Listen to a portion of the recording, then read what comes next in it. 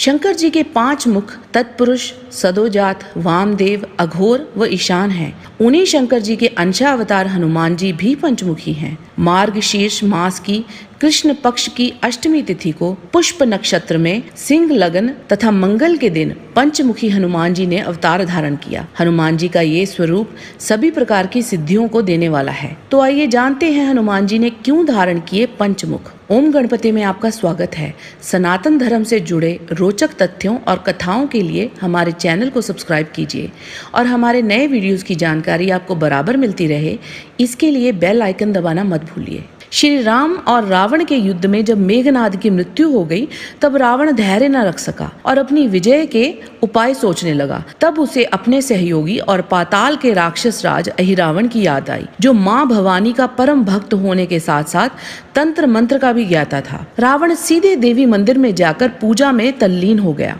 उसकी आराधना से आकृष्ट होकर अहिरावण वहां पहुंचा तो रावण ने उससे कहा, तुम किसी तरह राम और लक्ष्मण को अपनी पुरी में ले आओ और वहां उनका वध कर डालो, फिर ये वानर भालू तो अपने आप ही भाग जाएंगे। रात्रि के समय जब श्री राम की सेना शयन कर रही थी, तब हनुमान जी ने अपनी पूंछ बढ़ाकर चारों ओर से सबको घेर लिया। अहिरावण भविष्य का वेश बनाकर अंदर प्रवेश कर गए। अहिरावण ने सोते हुए अनंत सौंदर्य के सागर श्री राम लक्ष्मण को देखा तो देखता ही रह गया। उसने अपनी माया के दम पर भगवान राम की सारी सेना को निद्रा में डाल दिया तथा राम एवं लक्ष्मण का अपहरण कर उन्हें पाताल लोक ले गया।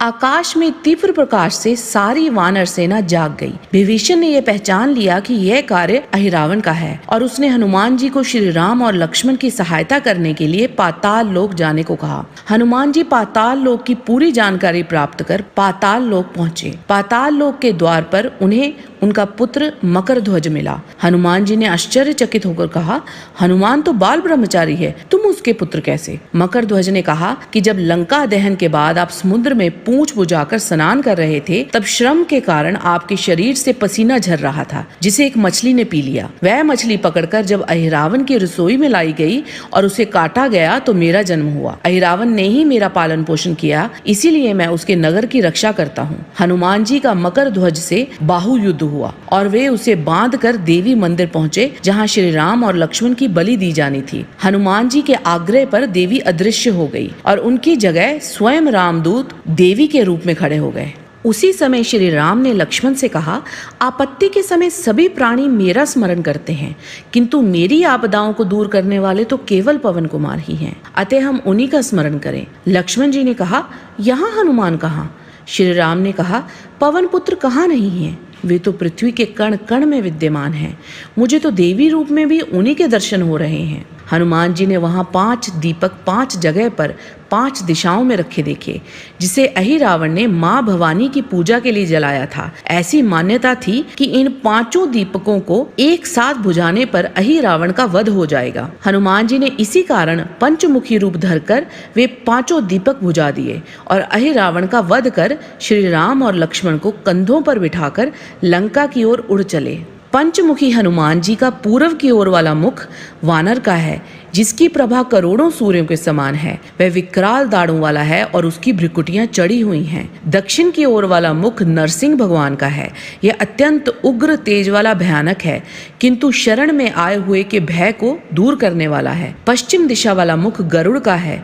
इसकी चोंच टेढ़ी है। ये सभी नागों के विष और भूत प्रेत को भगाने वाला है। इससे समस्त रोगों का नाश होता है। इनका उत्तर की ओर वाला मुख बाराह यानी सूकर का है, जिसका आकाश के समान कृष्ण वर्ण है। इस मुख के दर्शन से पाताल में रहने वाले जीवों, सिंह व बेताल के भय का और ज्वर का नाश होता है। पंचमुखी हनुमान जी का ऊपर की ओर उठा हुआ मुख है ग्रीव यानी घोड़े का है। ये बहुत भयानक है और असुरों का संहार करने वाला है। इसी मुख के द्वारा हनुमान जी ने तारक नामक महादैत्य का वध किया था।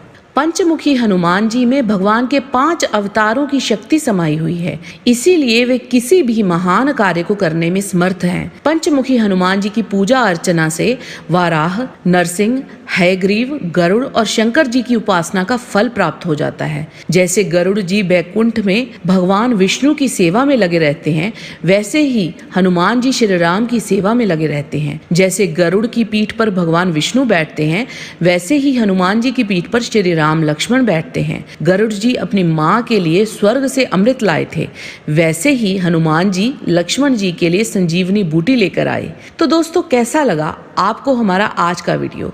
उम्मीद है पसंद आया होगा। कृपया इस वीडियो को लाइक और शेयर करके हमारा उत्साह बढ़ाइए। अगर आपके पास भी कोई वीडियो रिक्वेस्ट है तो प्लीज़ कमेंट करके बताइएगा, हमें आपकी पसंद का वीडियो बनाने में बहुत खुशी होगी। आपसे मुलाकात होगी हमारे अगले वीडियो में। तब तक के लिए नमस्कार।